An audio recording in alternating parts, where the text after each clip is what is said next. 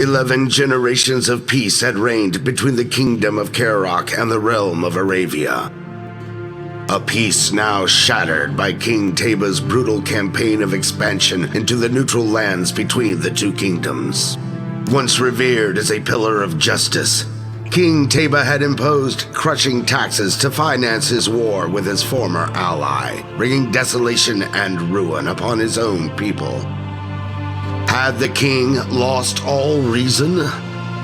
On the orders of the Arbiter, the company set out to persuade him to renounce his folly and wayward policies, even if it meant storming the very gates of Kerok Castle. Having overcome the castle guard, the company leader called to mind how the Banner Lords had cried out their allegiance to their king, but also to Seroth. Was the king's warring folly prompted by the will of the Lord of Darkness? Upon interrogation, a fallen knight confessed that the king had not been seen at the castle for many a month. His orders were being relayed by messenger from his encampment on the Eastern Front. This meant only one thing. The company would have to pass through the war-torn city of Arnok. The once glorious city of Arnok had fallen into ruin, famine, and great sorrow. Peopled by desperate refugees, it had become an unclean place made darker by unknown horrors spawned in the encroaching shadow. To go through it safely would take days, to go round it much longer, so the company agreed to pass beneath it. They would venture into the foul city sewers, albeit risking the known danger of intruding on the territory of the Lizardmen. After dispatching the Lizardmen tainted by the shadow, the company waylaid a messenger bearing a missive from the king. They demanded that he direct them to the royal encampment.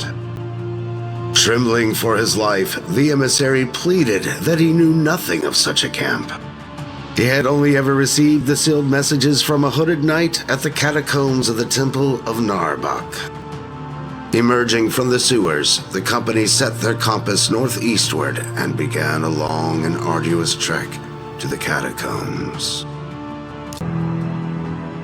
At last, they arrived at Narbuk, where the temple was now consecrated to the cult of Seroth. Guided by their torches, they entered the catacombs where the wind howled with the anguished screams of the restless dead. As they sank deeper into the vaulted galleries, a voice on the wind became ever more distinct, now echoing words of protest, now prayers to Lamea, the goddess of light. The company crashed into a chamber to find King Teba strapped to a chair, his captors forcing a brew down his throat.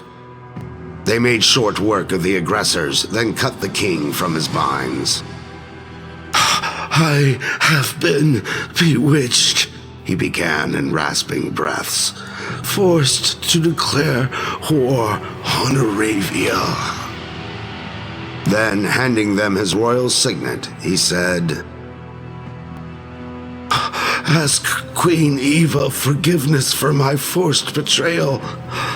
Thank her for giving refuge to my people, and request her help to find the cause of this shadow." To gain entrance into Aravia, they would have to pass through the dark wood to Felwyn's Gate.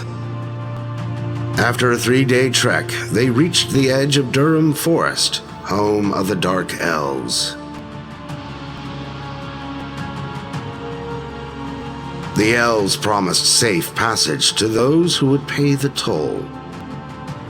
Showing them the signet of the king, the company claimed right-of-way as bearers of the monarch's word. But the Dark Elves recognized neither king nor queen, and attempted to take their toll in blood. The ugly truth of the Dark Elves was now known. Preying on the desperation of the refugees, they had offered 2 paths. The rich man's path, offering safe passage to Felwyn's Gate, and the poor man's path, leading to the belly of the dragon. The company blazed ahead to meet the Elven Queen of Aravia, an ancestral ally of Kirok. Known for her exceptional beauty, she was also a famed mistress of the old magic. So our heroes joined the torrent of hopeful exiles traveling eastward to the promise of sanctuary among the High Elves. Arriving at the snow-clad moor that sloped down to Felwyn's Gate, the company surveyed the grim scene before them. A multitude of half-starved refugees. Human folk, lizard men, elven, the many peoples of Teleria, all camped in the frozen mud outside the battlements of the Great Gate, now barred. Ogren and Skinwalker guards were denying them entry, telling them to clear off back to their homelands. The company agreed to force their way through and unbar the passage. They reeled in horror at what they found. Having exchanged the grace of the Eldar for the dark power of the Shadow, it was she who had betrayed the king, had fomented the war between Kirok and Aravia. But to what end? What bargain had she struck? The company now realized that the Skinwalkers had barred Felwyn's Gate for good reason. Donning their cloaks, the heroes fled the palace. They then joined the refugees traveling under the escort of the Sacred Order to uncover what dire fate Queen Eva had laid down for them.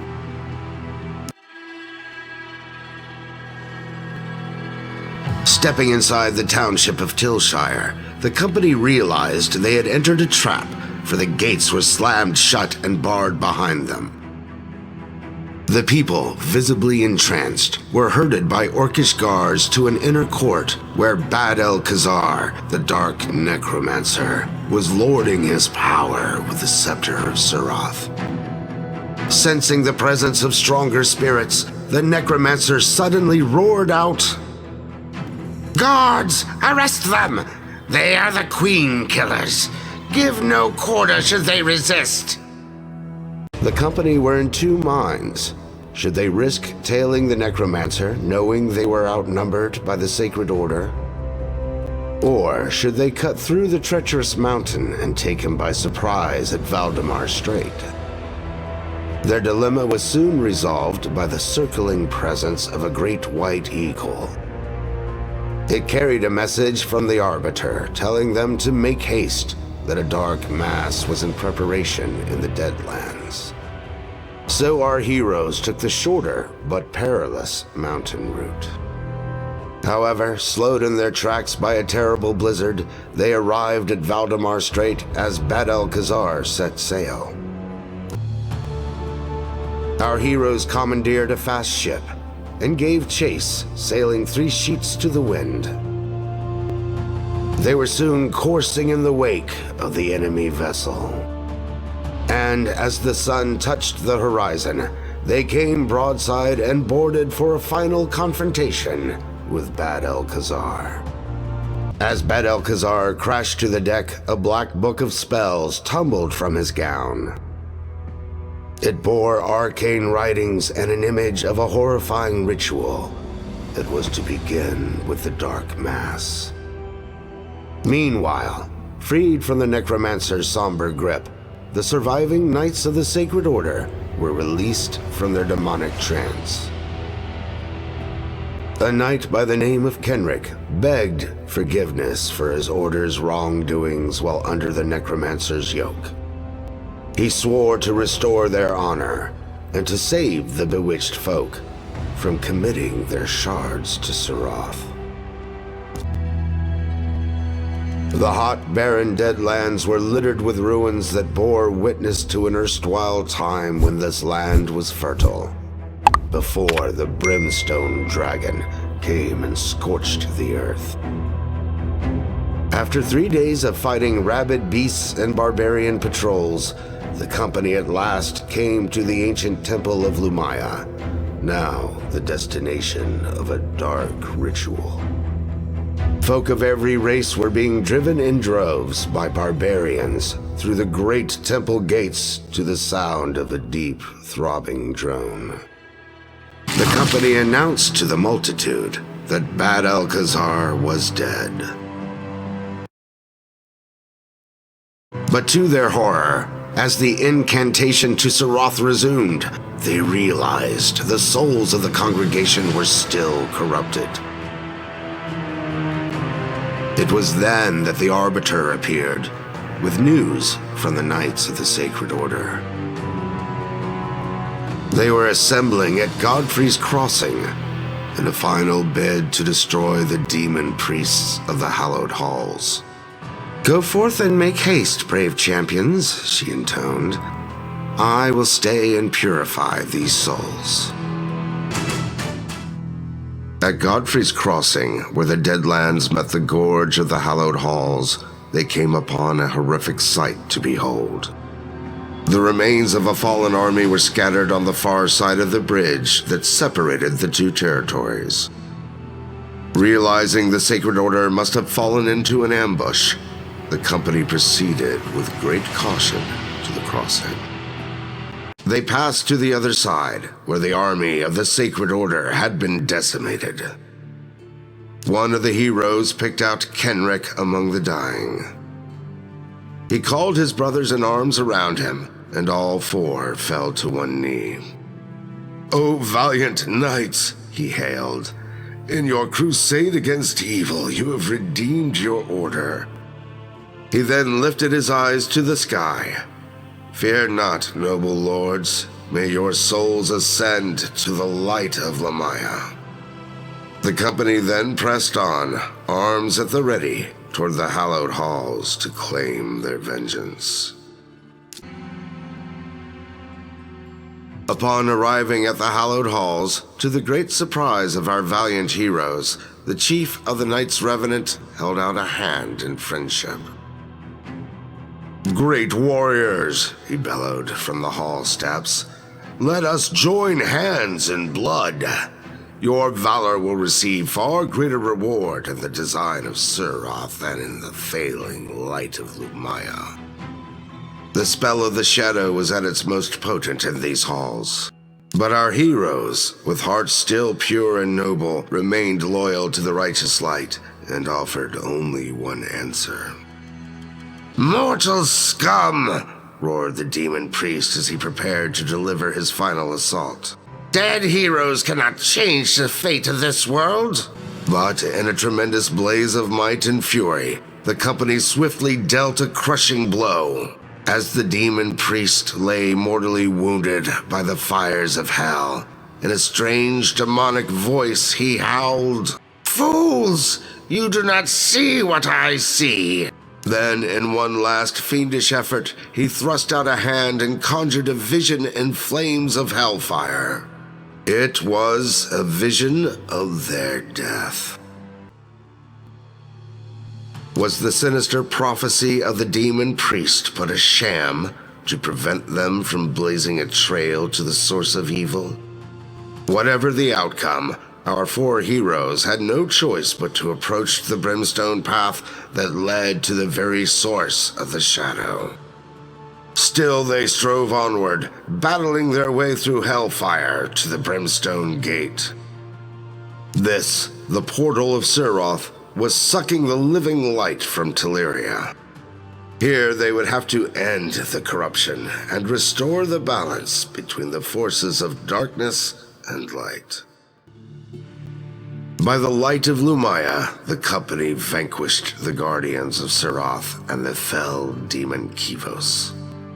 But alas, it soon became clear that the priest's prophecy would be fulfilled. For only the combined force of their shards could unleash enough power to seal the dark portal.